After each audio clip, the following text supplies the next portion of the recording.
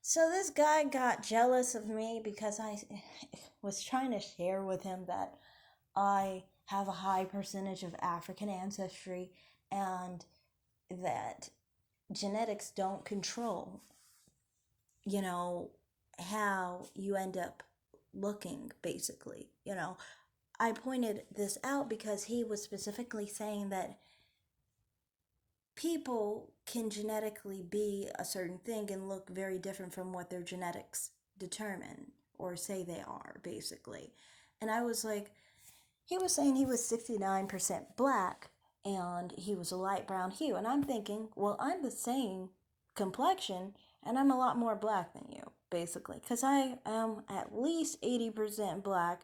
And if we add North Africa in there, it's much higher than that. So for me, it's just like, I was just saying that I have a higher percentage of African ancestry and I'm light brown in complexion. And this is what I've seen with a lot of people like him is they get angry.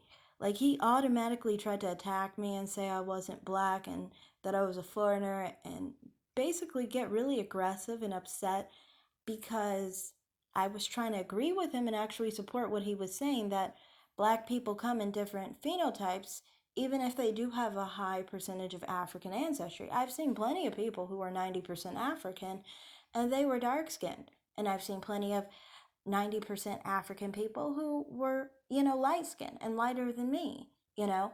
So it's like, when people like me talk openly about this, it always seems like people like him get mad or feel insecure about it. And I wasn't trying to say it in a mean way. I was just trying to say, like, these are some people who are more black and they're lighter than you.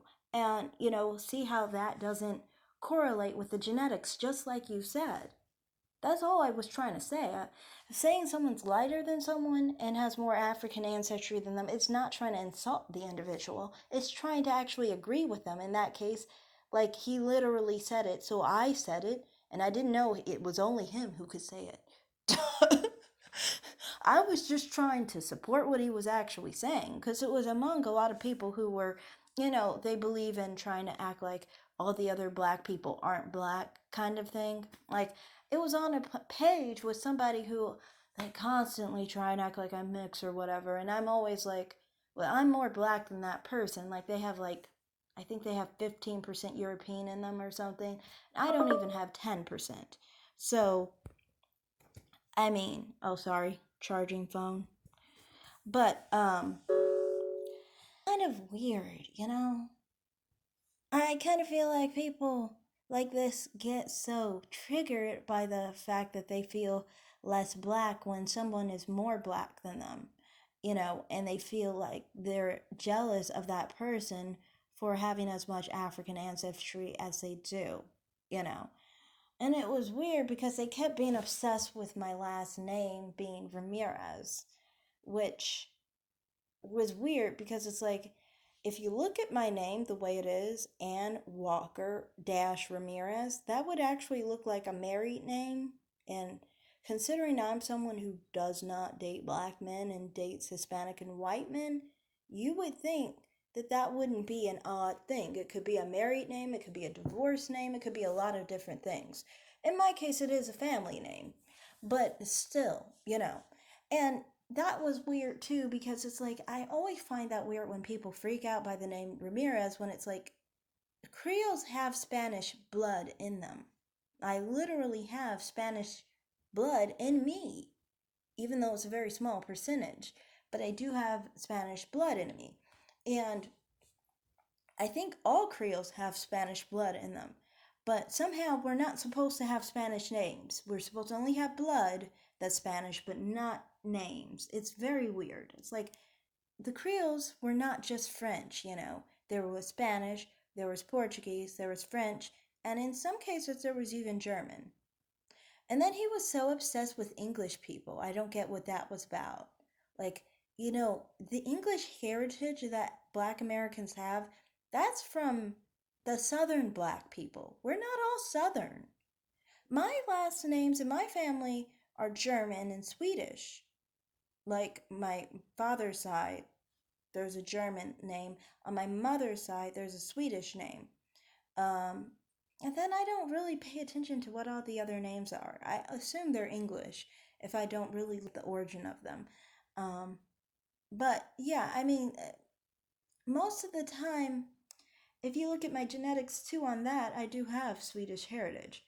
And if you look at where my family comes from, like Iowa, the Midwest, the Midwest has a good concentration of Swedish people and German people for that matter.